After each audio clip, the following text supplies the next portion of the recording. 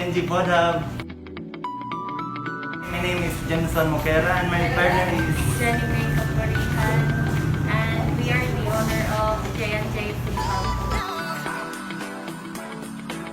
Karon na day, dyan ang mga offering. Mag-start meal sa 8 to 2 p.m. Ang kalendarya meal prices ranges from 15 pesos to 30. Pagka 3 p.m. to 8, ano na siya, unlisted foods. Among unlisted foods kay for only 99 pesos lang. So add lang ang 20 pesos for only drinks. Sa akong nakita, mas patok man gud siya. Pamasa lang jud siya ba. Makaabil jud ang tanan.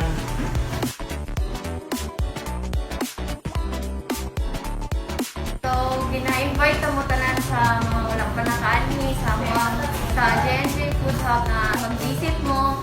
Ang amuang store kay naalang sa Bukidnon Road, fronting Felcris, Kalinan, Davao City.